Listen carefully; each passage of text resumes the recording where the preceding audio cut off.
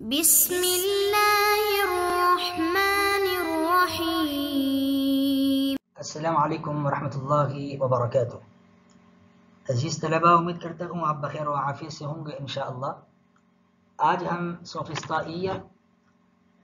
سوفسطائیہ نام کیسے پڑھا، اس کی وجہ تسمیہ کیا ہے، اور یہ کس لفظ سے مرکب ہے، کن مفردات کو جوڑ کر یہ لفظ بنایا گیا، اس کا مادہ اشتقاق کیا ہے، آج کے سبق میں ہم یہ جاننے کی کوشش کریں گے۔ اور یہ بھی کہ آیا یہ لفظ کون سی زبان کا ہے، یہ عربی لفظ ہے یا کسی اور زبان سے اس کو مستعار لیا گیا ہے اور اس کو معرب عربی میں منتقل کیا گیا ہے۔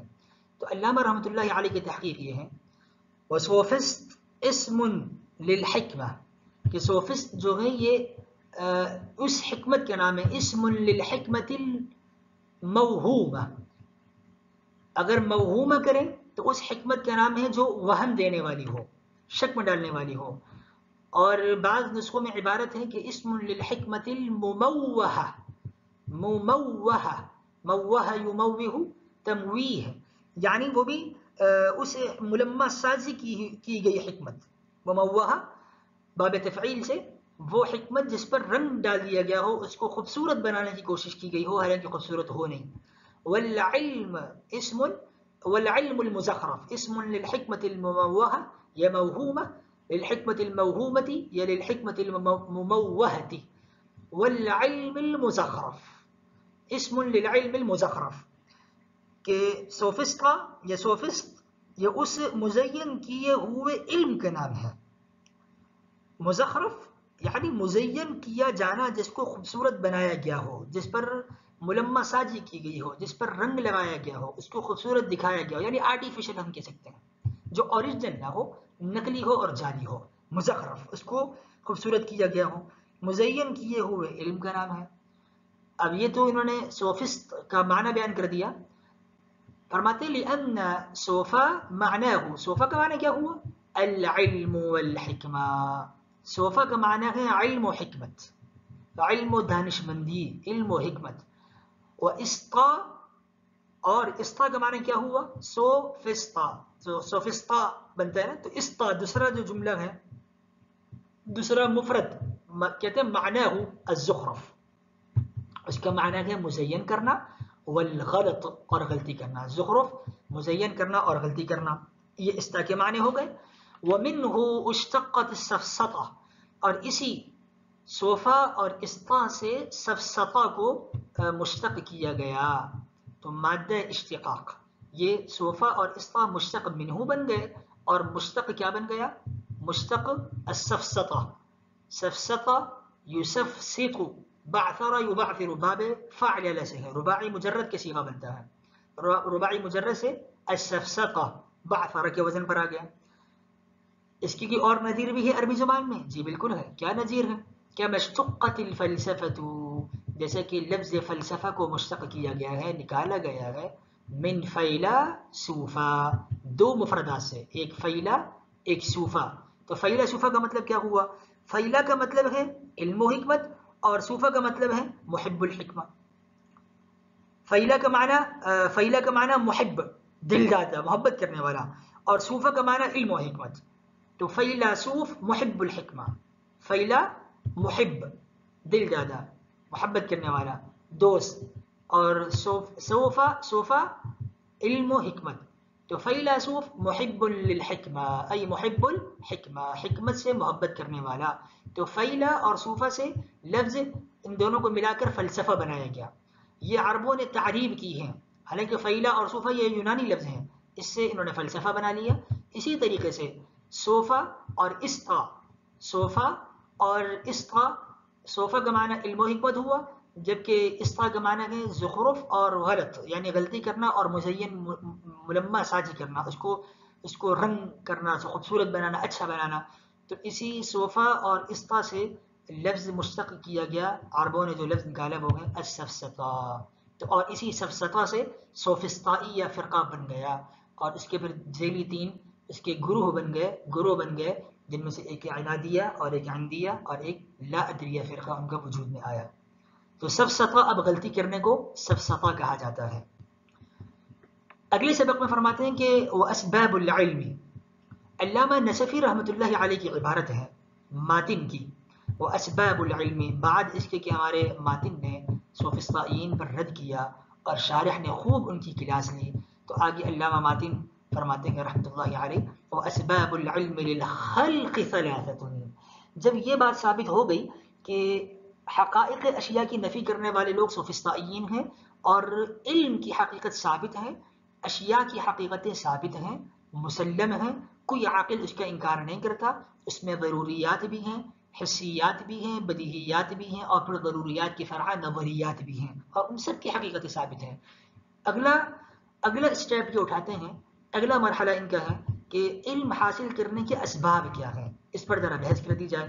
تو ماتن رحمۃ اللہ علیہ نے 3 چیزیں بیان فرمائی، فرمایا واسباب العلم للخلق ثلاثۃ، علم کے مخلوق کے لیے 3 اسباب ہیں، علم کے مخلوق کے لیے 3 اسباب ہیں۔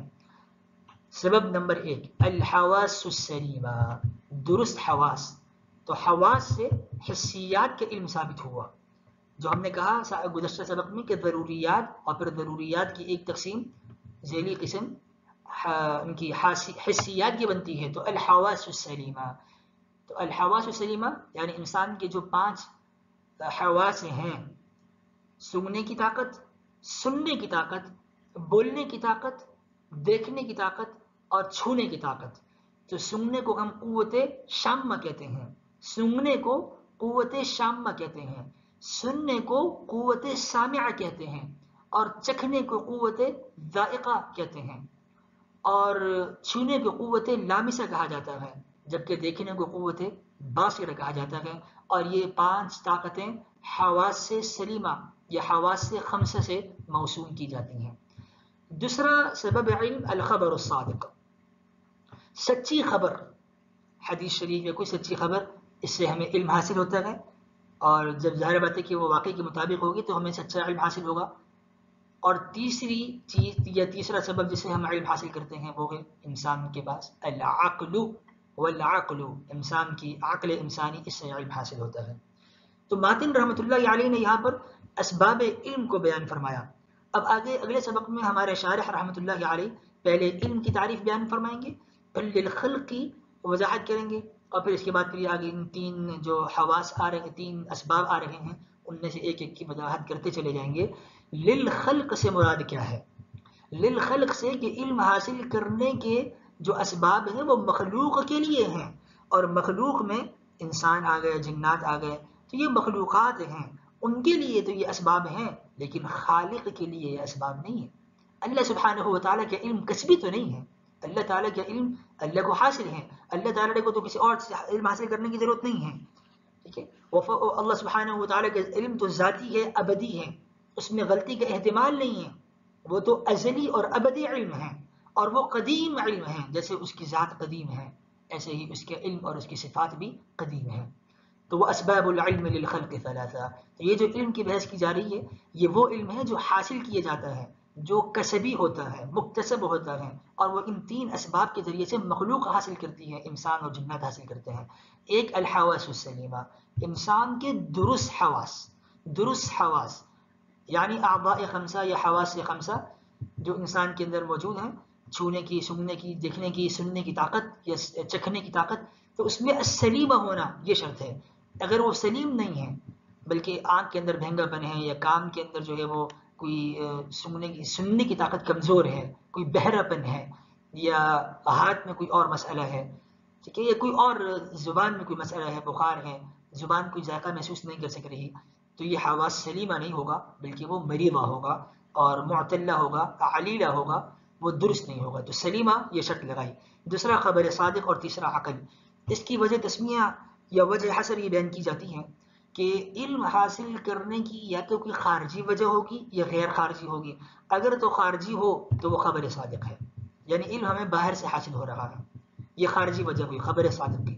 اور اگر غیر خارجی ہو، یعنی وہ سبب جو جس سے ہم علم حاصل کر رہے ہیں وہ داخلی ہو اور خارجی نہ ہو، تو پھر وہ 2 حال سے خالی نہیں، یا تو وہ غیر خارجی سبب یعنی داخلی سبب، یا تو وہ اعلی مدرکہ ہوگا یا غیر مدرکہ ہوگا۔ اعلی غیر مدرکہ، اگر تو وہ اعلیٰ غیر مدرکہ ہو تو وہ حواس خمسہ ہے، انسان کے 5 حواس، اور اگر وہ اعلیٰ مدرکہ ہو تو وہ انسان کی عقل ہے، جو کہ عقل ادراک کرتی ہے، درست اور صحیح اور غلط کی تمیز کرتی ہے. یہ انسان کے وہ صلاحیت ہے اور قوت مدرکہ ہے، اعلیٰ مدرکہ ہے، جس سے انسان علم حاصل کرتا ہے. تو غیر مدرکہ حواس خمسہ ہو گئے، جبکہ اعلیٰ مدرکہ وہ انسان کو حاصل اس کی عقل ہو گئی.